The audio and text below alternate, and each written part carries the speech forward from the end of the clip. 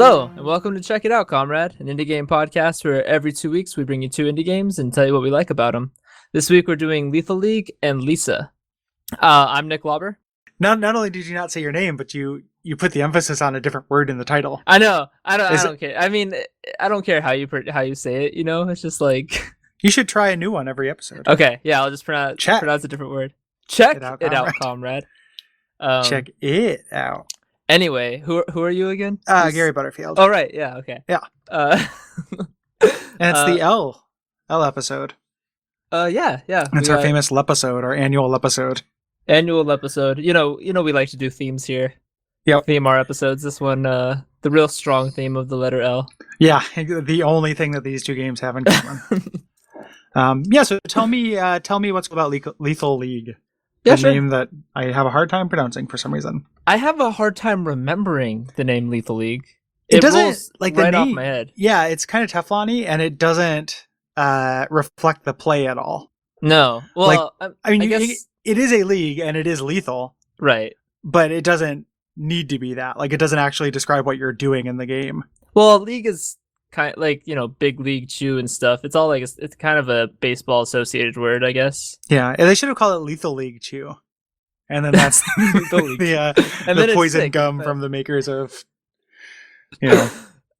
all right, candy cigarettes and gun candy bars. So do those exist? No. That'd be cool though, like seeing kids chew on the tips of guns. End. Yeah. What would the conservative pundits have to say about that? Like, some kid pulls out a gun-shaped candy bar. Well, they would be in support of it. The liberals, though. Yeah. Well, I just wouldn't want cops to just start killing people for eating candy, and more than they already do. Like, Skittles are already on the list. Let's not add anything else to the list of lethal candy bars. The kind of hard-hitting political opinions you look for. Check out Comrade. Anyway, tell me about Lethal League.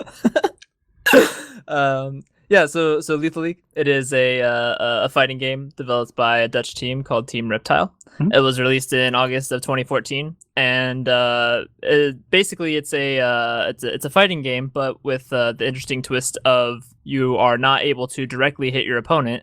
Instead, there is a ball that is spawned into the arena, and when you hit it, it changes color to be your color, and then if the other guy gets hit by it while it's your color, then you win the round. So it's a lot of like trying to catch wildly bouncing super fast balls with one of your attacks, so that you get to change it to your color and send it in whatever direction you want.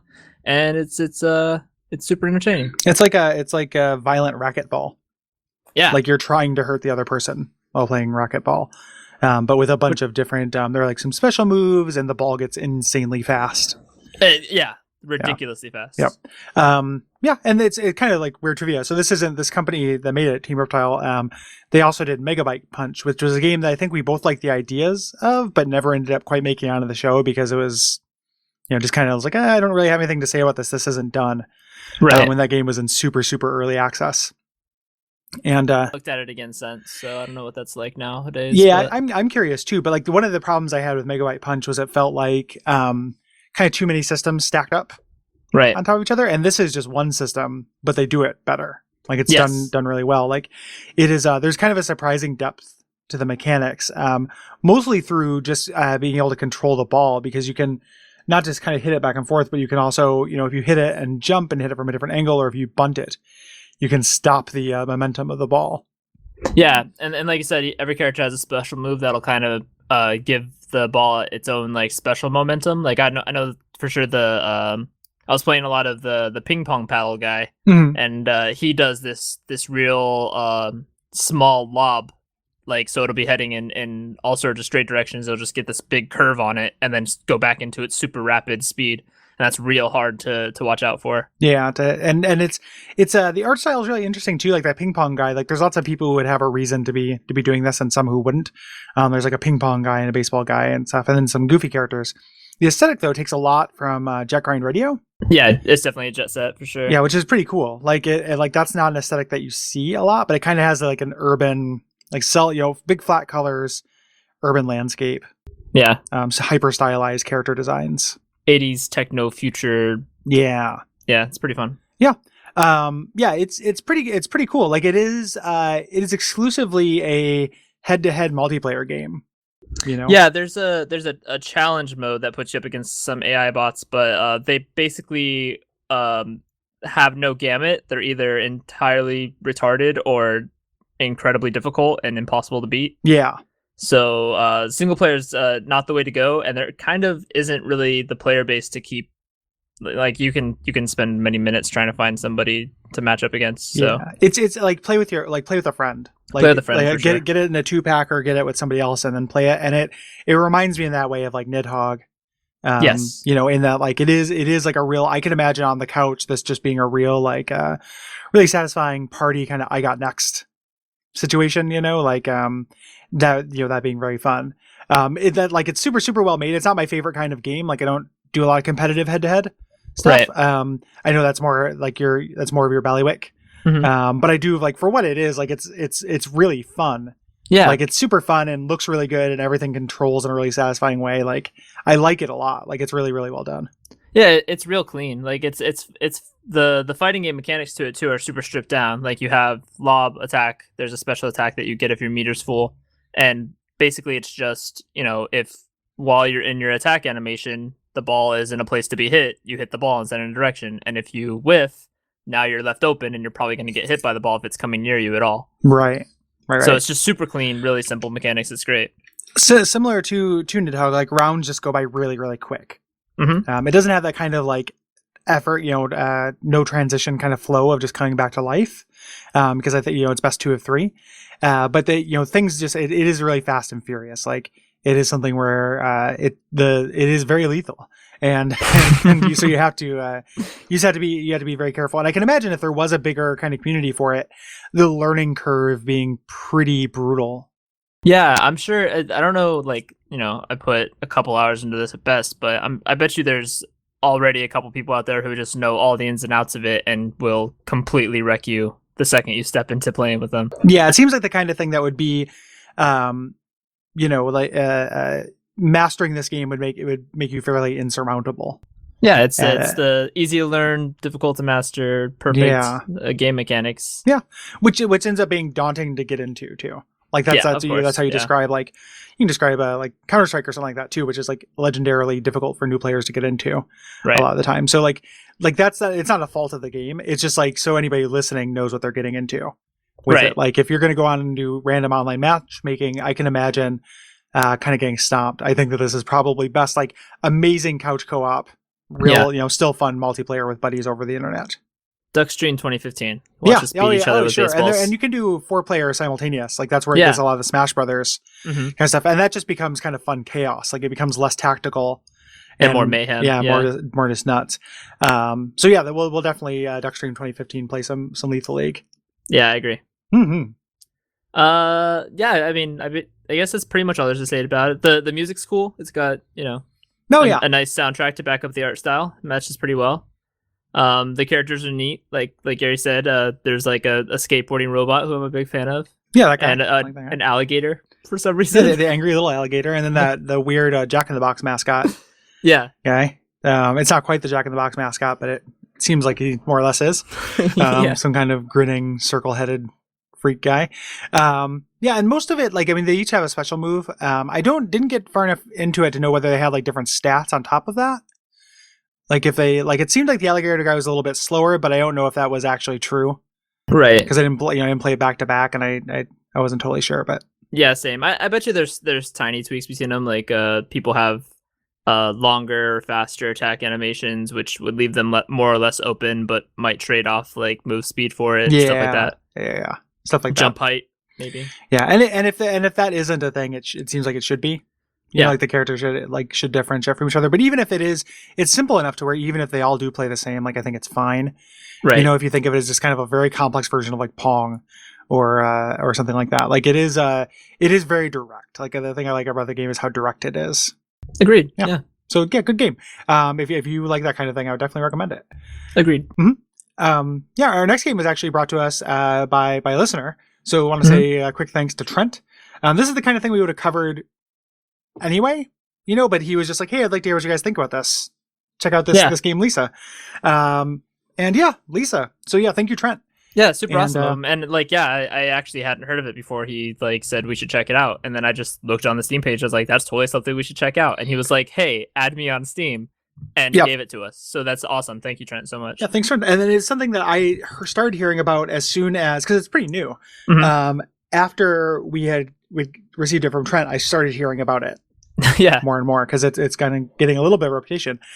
This is a game by Austin Jorgensen, right? The guy who was kickstarted, and just in December 14th, so a month ago, is when this came out, and it is the sequel to another kind of top-down, more traditional dark RPG, but this is like his expansion. Oh, really? What was the name of the game before? I wasn't aware of that. Lisa the Something Else. Like, they're both called Lisa. Oh, really? But it's like Lisa the Something, and this is Lisa the Painful RPG. Yeah. Okay.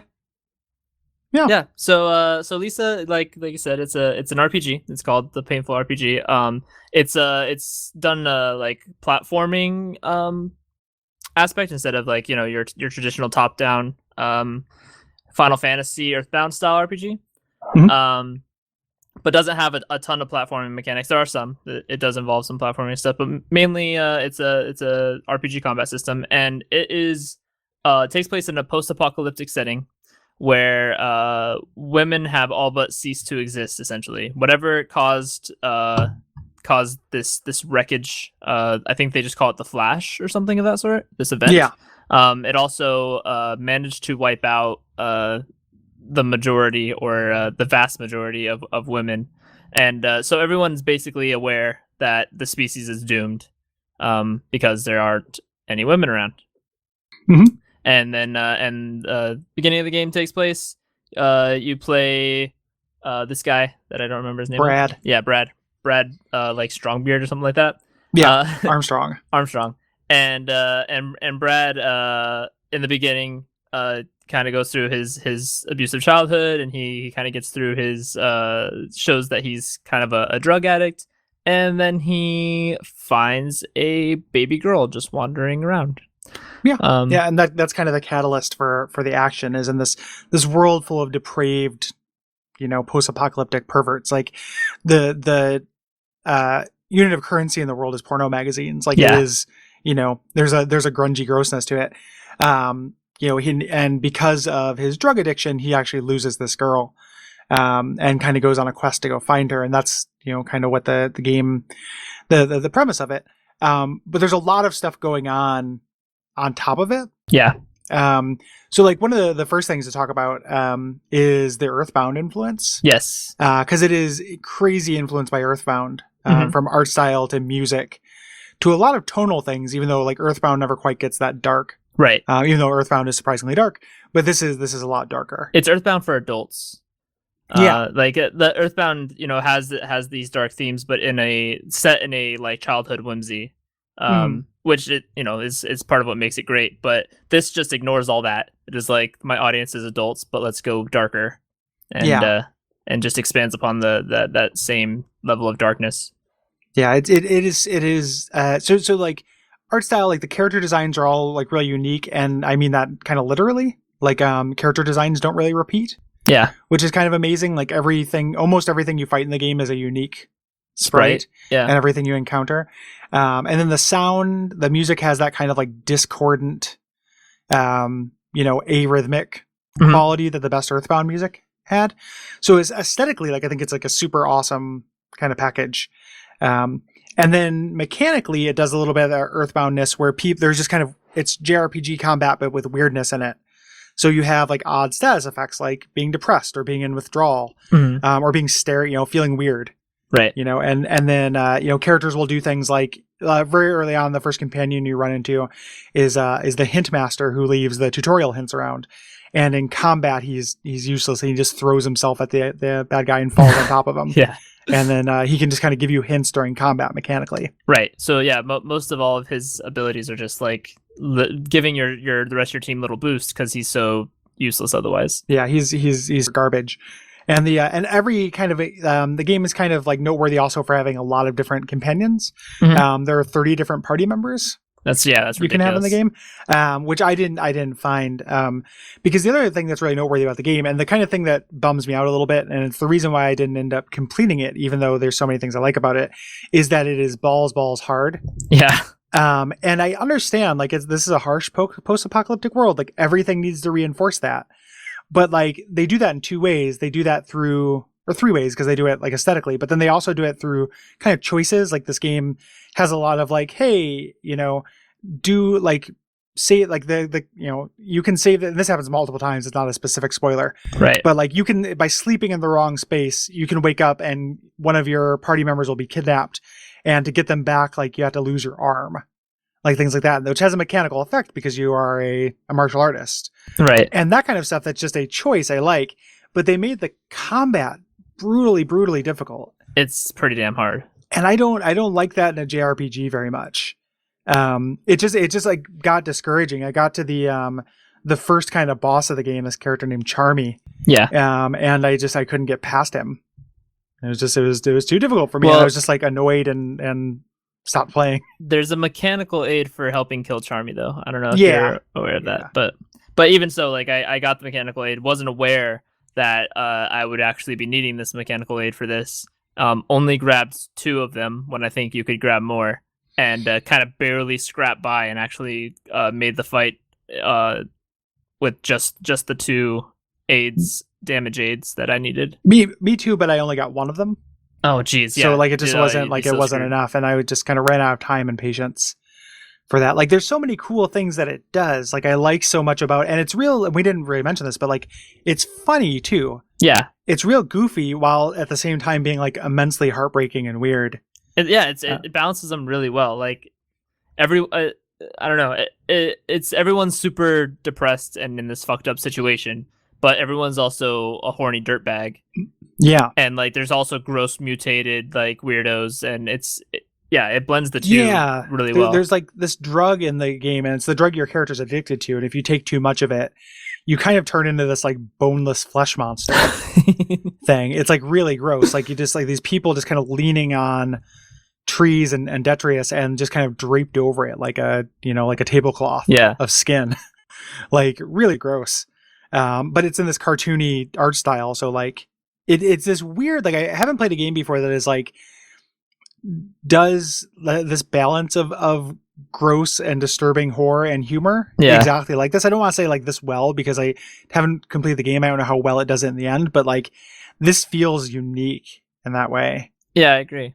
Like I don't know what other games are like this.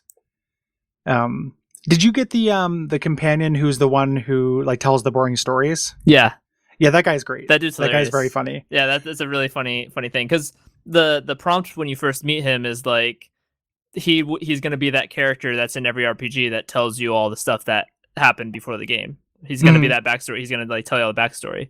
And so he's like, do you want me to tell you about this place?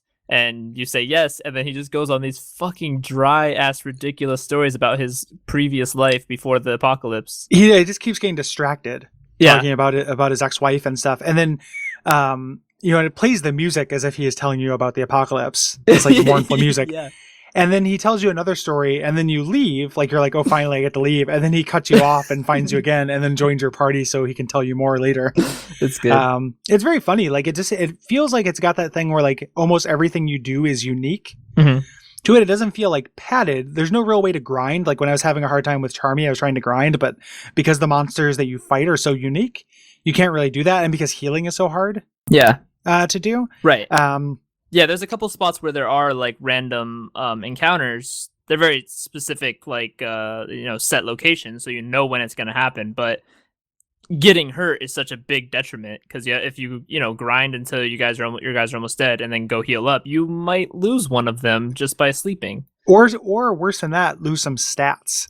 Yeah, like you can wake up and some guy hits you in the face with a bat and you just are worse at everything after that. I had that one happen to me, and I've had like mags stolen from me, and had like even equipped items stolen from me. Yes, like it's just crazy harsh. Yeah, it is. It is just so, and like I dig that as an intersection of play and narrative. Like but it's just too much for me. Like I guess in a way, like you succeeded, Lisa. Like that is too bleak for me to get through. Like, I want to know about the story stuff. And I ended up looking up a little bit online, so we'll have a brief spoiler section, even though neither of us finished this game. The stuff that I read sounds fascinating.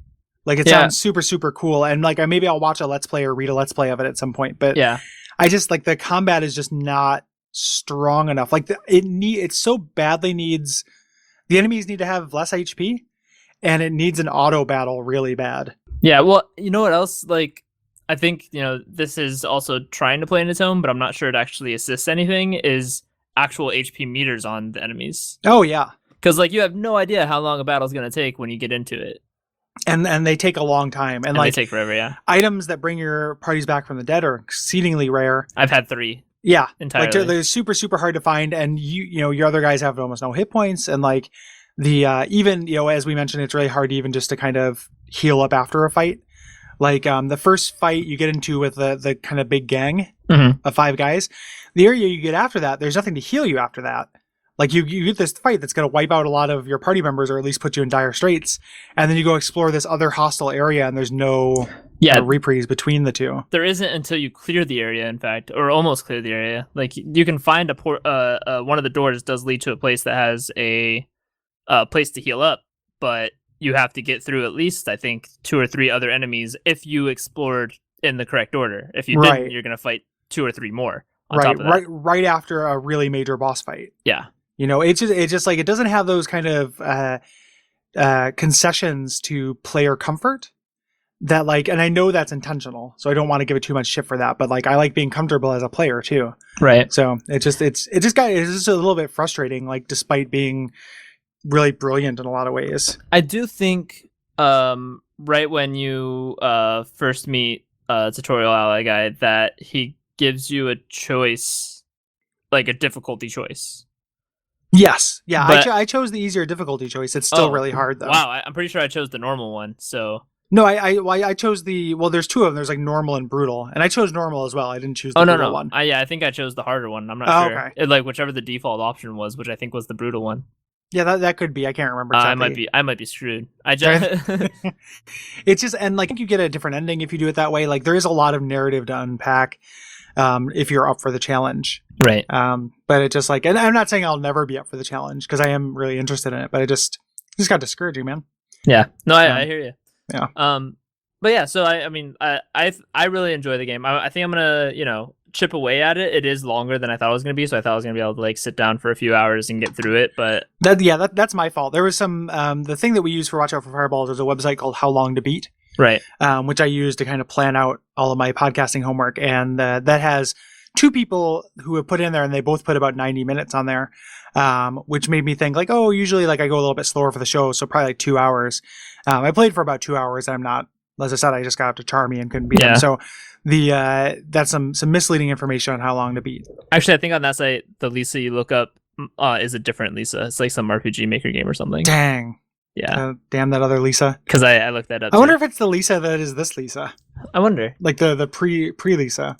Let me find out. Yeah, actually, this is the previous Lisa. Oh. Because it said it's made by Dingaling. Okay. Yeah, so that Lisa is a quicker Lisa. Yeah. This is a slower, bigger Lisa. Okay. Yeah. So maybe after I check out this one, if I do and enjoy it as much as I think I'm going to, I'll go back and see what Dingaling's other game was. Yeah, I guess that this one is supposed to be funnier. I think the other one is supposed to be more horrific. So I think their previous one doesn't have as much humor to it. But yeah, like, if you're a fan of Earthbound and like a tough as nails RPG, and like that kind of, like, because the story goes deep, like there are layers to it, which we're going to talk about a little bit in the story section. Like, it's hard not to recommend this game for that. It's just like a little bit of an exercise in patience. Yeah, it's work to get what you get out of it, but it seems like it's probably going to be worth it, and I've enjoyed what I've done so far, even if it does amount to some amount of frustration. Yeah Cool. If you want to help out the show or suggest other games, you can do so either through Duckfeed.tv / check it out comrade, or Duckfeed.tv / contact. You can also hit us up on Facebook at facebook.com / comrade podcast. No. Check it out, Comrade, on Facebook. Oh, whoops. And at Comrade Podcast on Twitter. That's why I got mixed up. How dare you? I'm sorry. Yeah, if anyone stopped listening as soon as like they just had their finger poised over their enter key on the URL and were just listening to the podcast until they got to that part and then just hit enter and turned us off, they're going to be super mad when they get that 404 error. Yep. Sorry, guys. Yeah, sorry, buddy. Come back and come back. Yeah. So, and again, thanks to Trent. Thank you, Trent. Yeah. Anything else they could do? You can check out our Patreon if you feel like helping us monetarily, because we do appreciate that, and it has helped us a lot. As I've stated in a couple episodes previous, it helped me upgrade my audio equipment, which is why I sound so gorgeous right now. So yeah, sounds significantly better. And that's at patreon.com/DuckFeed.tv. But I think that's about it. Yeah, so we have a brief musical break, and then we'll talk. I'm going to tell Nick a little bit about some of the stuff that happens in Lisa, and hopefully not spoil it for him completely. Yeah. All right. So like the thing with like this is that I'm pretty sure, and this isn't something I read, so this is more of a theory than actually, a spoiler. Okay. I'm pretty sure like this whole thing, I mean, I know this, but it is like the whole thing is a parable for child abuse, right? Because like, you are abused as a child and then you wake up in this post-apocalyptic thing and then you are given the same opportunity to raise a kid. Right. And then the thing that I read about without reading all the specific details because I didn't want to ruin myself is that it is about the cycle of abuse. Like there's no good ending for this game. Right. You don't do it. You don't make the life better for the next person. That's a cool. This is a really cool parable for that. That's a really neat idea. It's super good. Like it's really, really great. And like it's touching on these themes of like just child abuse and then like kind of gross masculinity. Yeah. Like the way that everyone is just a disgusting horn dog in the future. Like it is like, if you read between the lines at all, like it is a very much a very specific story about this kid's upbringing. Yeah. Cause you get those hallucinations. Like, did you get the one where the dad comes back and dumps the baby on the ground? Yep. Yeah. Like, I think that's actually your sister. I think that your sister's name is Lisa when you're a little kid. Right. And something maybe happened to her. Well, that's the thing too, is that the girl, anytime that she's actually referred to, is always Buddy. And the game's called Lisa. Yeah. Yep. So, and that'd be interesting. Like, I think the previous Lisa, maybe you're playing as, the sister or whatever. Because the previous Lisa, from what I'm seeing here, just what I was looking up previously, is like you're playing as a girl who's like in an unfamiliar world and is haunted by demons. So you might be this game might be the cycle of abuse previous to that game. Yeah. That's pretty cool. Yeah, that's great. That's really a really smart thing. And the other kind of mechanical thing and this will be possibly useful for you is that you start out the game and when you accidentally the buddy gets kidnapped, it's because you went into this relapse in this drug, and the game changes on whether you take that drug or not during the game. Yeah. So like if you decide like, okay, I'm actually going to quit, then you actually quit and then you get a certain ending. And if you decide to, cause it's super powerful mechanically. Yeah. So even if you decide to give in, it changes things too. I've been giving in, but I have noticed already that that's a huge mechanic and really, really well done, even just in the game where you can just shrug it off, but you might be out for a battle or two where your main character, the one who's probably doing the most damage on your team, is useless. Yep. And and with how brutal the game is regularly, like that is a really cool expression of temptation. Yeah. That again is going to gate off the optimal experience from a lot of people. That's awesome. Yeah, but it's cool. It's so smart. It's super smart. Like it is really, really well designed. Like in just like a harrowing way that like I've gotten so used to with indie games like being fine with emotionally harrowing things. Like mechanically harrowing things are harder for me. Yeah. Now, like I will have my heart broken 1,000 times, but like just asking me to be, and then part of it's just the genre. Like JRPG hard is different than Dark Souls hard. Right. Like you never get good enough with reflexes to get around a random number generator. Correct. Like that, But yeah, it's just like I like all the heartbreaking stuff. I don't like all the controller breaking stuff. Right. Don't try my patience that much. It's you can find an optimal amount of patience trying. I think so too, and I think this goes a little bit over the line, but at the same time, like if you have the patience for it, I think it's obvious that it's like pretty rich. Yeah, it's gonna give you the payout for it if you put it in. But Yeah. So yeah, I think I'm going to try to find like a let's play, preferably like a text let's play. That's just, like an essay, tons of screenshots. Yeah. That would be great. That's a good idea. Yeah. So I might try and play. I might chip away at it over time. Save points are so far. Yeah, they're so far away. Like, it's so hard to rest, and save points are so few and far between. And battles, like, if you save before a battle and then you do the battle, it can go wildly a different way. Yeah. Which is just really frustrating. Like, you could barely scrape by on the skin of your teeth, and then if you have to do it again, it's not like you're guaranteed or even likely to do better the next time. Cool game, though. Yeah, very cool. All right, man. All right. Well, thanks for listening, everybody. Good night, everybody.